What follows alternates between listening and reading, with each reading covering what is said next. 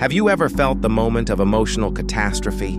That sudden, brutal impact where the relationship you cherished, the connection you relied on, the love you thought was certain, is violently ripped away, or slowly, agonizingly, withers into dust. It could be the shock of being ghosted after a promising start, the slow bleed of a failing marriage, or the sharp public shame of a betrayal. In that moment of profound hurt, the world offers you a terrible, binary choice, doesn't it? The first option, the path of immediate instinct. You break. You fall into cynicism. You let the pain define your future, and you vow never to trust or open yourself up again, becoming a victim to external circumstances. The second option, often mistaken for wisdom, you learn to stop caring. You become indifferent. You build emotional walls so high that you sacrifice genuine connection for the sake of safety, becoming cold, detached, and essentially empty. But what if I told you that the wisest man in the world, the Roman Emperor Marcus Aurelius, understood this choice perfectly and completely rejected both options? What if learn to stop caring wasn't about apathy, but about unbreakability?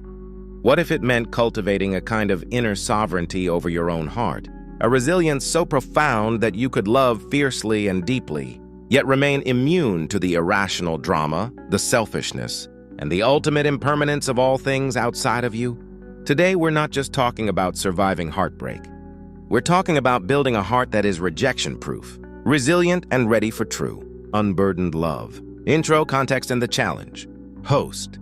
Before we embark on this journey, a deep dive into the Emperor's private journal, the meditations, I need your commitment. If you're ready to stop letting other people's whims dictate your emotional state, if you're ready to trade anxiety for unshakable inner calm, smash that like button right now. This is a crucial signal. Subscribe to the channel and turn on notifications, because the wisdom we're about to unpack will fundamentally change your approach to dating, marriage, and self-love.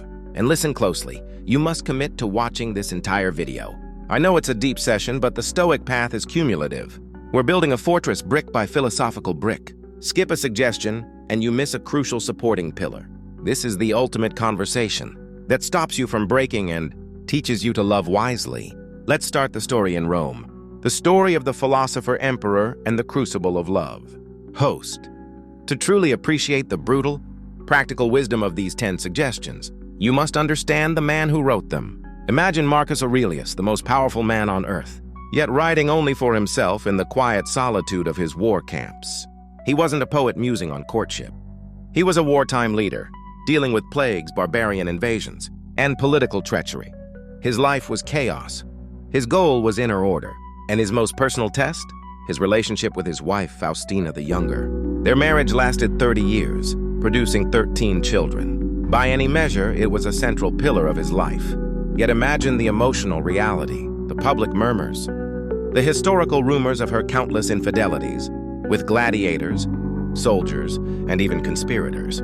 Whether these accounts were venomous slander or tragic truth, Aurelius had to live with the possibility and the public perception of profound personal betrayal while leading an entire empire. He could have reacted with fury.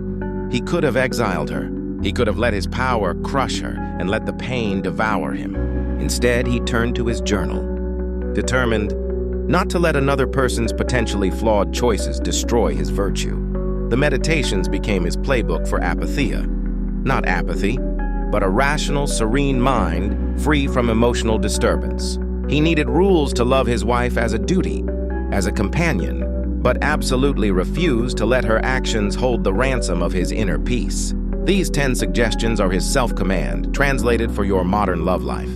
The 10 Stoic suggestions for a rejection-proof. Heart, 5:45, 33, and 0. 1. The separation of the locus of control, the ultimate emotional. Divorce, 5:45, 8:30. Host. The vast majority of suffering in love comes from a simple error, confusing what is yours with what is theirs. When we're rejected, we internalize the outcome as a reflection of our worth. They left me, therefore I am unlovable. This is the break. Suggestion 1. They have full control over their choices, actions, and feelings toward you. You have full control over your judgment, your response, and your character. Aurelius would remind himself. Faustina's alleged affairs are her actions, driven by her own opinions and judgments, which are external to me. My challenge is to preserve my integrity and rational response. Their choice is a data point about them, not a life sentence about you. When someone ghosts you, their action is theirs. Your value, which resides in your character, your honesty, your kindness, your commitment, is entirely non-negotiable and unaffected by their decision. You are free to grieve the loss of the relationship, but you are forbidden from internalizing their rejection as proof of your inadequacy. 2. The practice of impermanence, memento mori and memento vivere.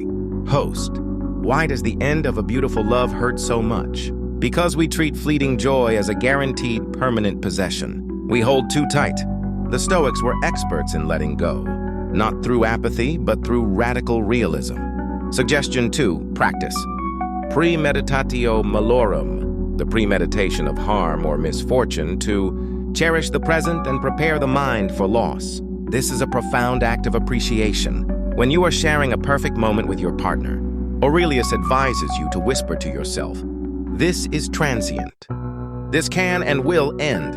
Imagine them gone, through death, distance, or a simple change of heart. This isn't pessimism. It's a profound call to live fully right now, memento vivere. Because you know the clock is ticking, you savor the kiss, the conversation, the comfort, without demanding it be eternal. When the inevitable end comes, you mourn a beautiful reality that was generously granted to you, not a broken promise that was cruelly stolen. You transition from a state of shock to a state of acceptance. 3. The test of character. The obstacle is the lover, host. We all want a smooth, easy, conflict-free relationship. But the Stoics knew that comfort is the enemy of virtue. The moments of deepest friction in love are not interruptions to your life. They are the most important part of your moral education. Suggestion 3. See pain, betrayal, and difficulty as the perfect, custom-designed fuel for your virtue. Imagine you're dealing with a partner who is intensely critical or deeply selfish. The external event is their flaw. Your challenge is not to change them, but to use the friction to cultivate your own patience, your self-respect, and your clear boundaries. Are you letting their volatility erode your sense of self? Or are you using it to practice calm, dignified withdrawal? As Aurelius said, the impediment to action advances action. What stands in the way becomes the way. Your heartache is the gym, where you train your soul to be more resilient, more assertive, and more authentically you. If you handle the pain with character, you win, regardless of whether the relationship succeeds or fails. 4. The view from above, de-escalating personal drama. Host. When we are consumed by heartbreak, our world shrinks. We become the center of a tragic personal drama. We obsess over our unique pain, our perfect story, and our catastrophic loss. Suggestion 4. Step back and see your love life. Drama in the context of the entire cosmos and the vastness of time. This is the great cosmic perspective. Imagine looking down from the stratosphere. Your anxiety about that unanswered text, your argument about a canceled date, the sting of a betrayal. It is a tiny ripple in the vast ocean of time and space. This doesn't minimize your subjective feeling, but it de-escalates its objective importance. It reminds you that the sun will still rise, entire civilizations will still crumble, and your life must move on. It gives you permission to breathe and realize that your specific drama is temporary, and that you are part of something infinitely larger than the conflict of two people. 5. The practice of kindness. Don't let their poison contaminate you. Host. When someone wrongs us, when they cheat, they lie, they abandon us, our immediate, powerful urge is to retaliate, to lash out, to punish them. This is the surest path to self-destruction. Suggestion 5. If someone treats you poorly, their behavior is a result of their own ignorance and misplaced beliefs, not a specific deliberate attack on your being. Aurelius would remind himself that people only commit wrongs because they are mistaken about what is truly good for them. They are spiritually lost. He writes that the best revenge is to not be like them. Your challenge when facing an angry ex or a manipulative date is to maintain your own moral integrity. Don't let their vice draw out yours. You respond to their anger with composure. their selfishness with dignified withdrawal, and their hostility with rational clarity. The Stoic never sacrifices their own virtue merely to punish someone else's vice. 6. Focus on the process, not the outcome. The archer's aim. Host. We treat love like a goal-oriented project. If I do X, I get Y, commitment, marriage forever. This focus on the outcome makes us terrifyingly fragile, because the outcome is never 100% in our control.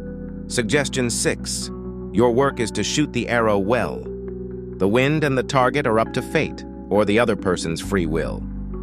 Your responsibility in love is the process, to be an authentic listener, to communicate your needs clearly, to be loyal, to offer genuine respect. That is your job, you're part of the bargain. Whether they stay, whether external factors intervene, whether the relationship succeeds, that is the outcome, and it is not yours to control. By focusing relentlessly on your own virtuous behavior, you make yourself bulletproof against regret. When it ends, you can state, I shot my arrow with integrity. I was the person I wanted to be. That is true success. 7. The power of ascent. Retreating to the inner citadel. Host. No external event has power over you until you grant it power through your judgment. A breakup is a neutral event. A person decided to leave. The emotional breaking happens when we assent to the judgment that this event is catastrophic or that it means I am worthless. Suggestion 7. Withdraw into your inner citadel and deny external events the power to define your soul. Aurelius taught his soul to pause. A difficult moment in love is merely an impression. Your job is to interject. I refuse to accept the narrative that this disappointment or this rejection means I am inherently damaged or unlovable. Inner citadel is the mental sanctuary where you refuse to accept any thought that violates your core. Commitment to rationality and virtue. You acknowledge the pain, but you rationally decide, I will not let this event shatter the core structure of my self-image. 8. Know the difference between desire and need. Freedom from chains. Host. We use language that makes us emotional slaves. I need you to be happy, or I can't live without their approval. This is not love. It is crippling dependence, and it's the root of the break response. Suggestion 8. Remind yourself that you need very little to be truly happy, and nothing external is necessary for virtue or a good life. You absolutely desire their company, their affection, their validation, and that desire is natural and human. But to confuse desire with a fundamental need is to hand over the key to your happiness to an external fallible source. Stoic freedom comes from realizing that your contentment, your moral compass, your ability to live a virtuous life is entirely self-contained. This person is an addition to your life, a wonderful accessory, not the main structure of your existence. This shift frees you from fear, transforming you from a fearful supplicant to an equal, independent and secure partner. 9. The duty to the whole, expanding the circle of concern. Host. Romantic heartbreak is inherently isolating. We tend to spiral into selfish, self-pitying isolation, consumed by our own loss. Suggestion 9. Act always as a piece of a greater whole. Your love is a resource to be shared with humanity and your community. Marcus Aurelius believed we are all parts of a single cosmic city. The love you had for your partner, the patience, the kindness, the loyalty, the desire to serve, is not meant to be extinguished when the relationship ends. It is simply redirected and expanded. Your duty now is to use your refined empathy and the painful wisdom you gained to be a better friend, a more understanding colleague, a more empathetic human being. You don't stop loving. You simply widen the circle of who receives your compassion and virtue. This duty-based mindset breaks the cycle of self-pity and forces you back into useful action. 10. The return to the self, the unbreakable foundation. Host. This is the ultimate suggestion, the one that completes the fortress and makes you truly impermeable to external romantic turmoil. Suggestion 10. In the grand scheme of life, the only truly rational and necessary love is the love and constant care of your own rational soul, eudaimonia. The only person who is guaranteed to be with you from the first breath to the last is you. The purpose of life, according to the Stoics, is eudaimonia, human flourishing. which is achieved solely through virtue. Your love life builds upon your life. It is not the foundation of your life. If you are strong, if you are virtuous, if you are disciplined in your mind, then no single rejection or ending can truly shatter you. The learn to stop caring path, for Aurelius, meant stop caring about the approval of others and start caring intensely about your own moral integrity. This self-possession is what makes you unbreakable. Final summary and conclusion. Host, the choice is indeed yours. But thanks to the wisdom of Marcus Aurelius, we know the choice is not between breaking and apathy. It is between breaking and resilience. To be stoic in love means you choose resilience by practicing. When you do this, you are no longer fragile. You are no longer waiting for validation. You are not a victim of circumstance. You become the quiet, unshakable architect of your own emotional stability, ready to love the world and the people in it fully, without the fear of loss. And that, my friends, is the only love life truly worth living. With that said, thanks for watching, and until next time.